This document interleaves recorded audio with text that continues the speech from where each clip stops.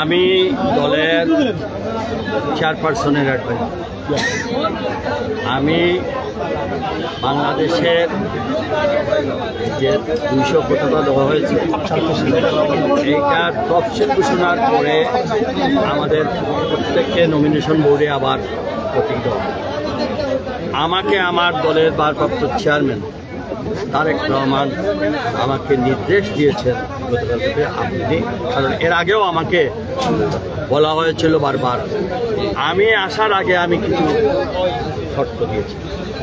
শর্ত একটাই, আমি এখানে আসতেছি, আপনারা দিচ্ছেন, আপনি ক্ষমতায় গেলে আর যদি আল্লাহ তাআলা তাহলে আপনি আমার এই এলাকার এই দাবি আছে, এখন সবটি বলবেন।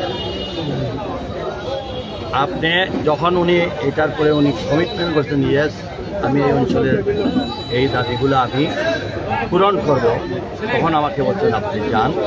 এবং আমাকে স্বয়ং ভারপ্রাপ্ত চেয়ারম্যান যিনি এই দলের সর্বময় ক্ষমতা, তার নির্দেশেই আমি আসছি এবং তিনি আমাকে কনফার্ম করেছেন। বাকিটা হয়তো আজকে শুক্রবার, কালকে মহাসচিব রাজশাহীতে ছিলেন, যশোরে ছিলেন। ইনশাল্লাহ আপনারা সরাসরি এখানে ভারপ্রাপ্ত চেয়ারম্যান বলেছেন, আমি মিডিয়ার সামনেই বলছি, এবং আমি ওই দলের উপদেষ্টা। আমি তো এই জেলার 9 বছর সেক্রেটারি ছিলাম, বিএনপির 2বারের মেয়র ছিলাম। আমার দ্বারা তো এই লুকোচুরি করার বা ইচ্ছা এইটা আমার। আর এই আপনারা গৌরদমে নিশ্চিত হয়ে কাজ করতে পারেন একসঙ্গে। শুনেন, আমরা দল করি, কালকে যদি এই সিটে তারেক রহমান সাহেব বলেন যে আমি খেলবো, আমরা তো আরও বড় বাজার। আমরা দলের কর্মী, দল সবাইকে বলেছেন তার প্রতি দানের ছড়ার। আপনারা দেখবেন এটা আমাদের বিরোধী চক্র কিছু আছে, এরা এইটা করতেছে। এনিওয়ে এগুলা শুনেন আপনি, আমাদের কাজের কাজ আমরা এখন থেকে শুরু। আমরা ইতিপূর্বে দেখেছি আপনি প্রয়াত অর্থমন্ত্রী এম সাইফুর রহমান সাহেবের সাথে দীর্ঘদিন কাজ করেছেন, স্থানীয় সরকারও আপনি দীর্ঘ 10 বছর কাজ করেছেন, দেশে বিদেশে আপনি বিভিন্ন প্রশিক্ষণ নিয়েছেন, এটাও আমরা জানি। এই ব্যাপারে গোয়েন্দার জনতা কোম্পানিগঞ্জ সিলেট 4 আসনে আপনার ফার্স্ট প্রায়োরিটি কী থাকবে এবং এই জনগণের জন্য আপনার প্রায়োরিটি 1 মেসেজটা কী হবে? আপনার কিছুদিনের মধ্যে আমি যখন নির্বাচনী ইশতেহার করব, এই এলাকার মুরব্বীদের সঙ্গে আমি বৈঠকে বসবো, এলাকার যুব সমাজের সঙ্গে বসবো, এলাকার শ্রমিকদের সঙ্গে বসবো। সবাই দেশ থেকে মতামত নিয়ে অতিরিক্ত ঘোষণা বাকি আছে।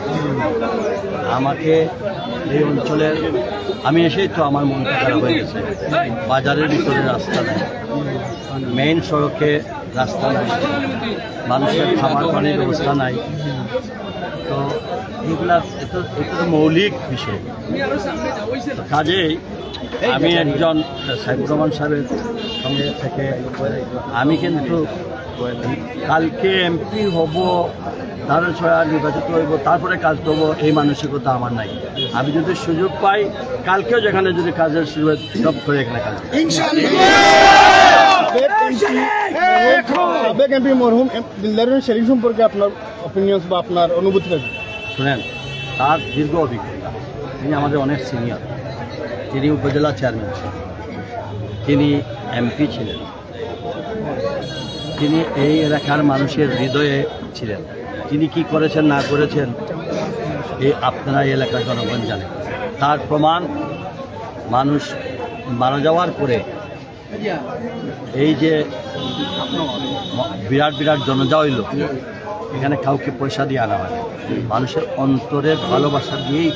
কাজে আমরা চেষ্টা করব আমিও যেন দিলদার হোসেন সেলিমের মতো প্রত্যেকের এইটাই যেন কাজ হয়, যে আমার এই সেবার মাধ্যমে যেন আমার গুনাহ খাতাটা মাফ। আপনি যে আসনে আসছেন এটা শ্রমিক অধ্যুষিত এলাকা, আপনি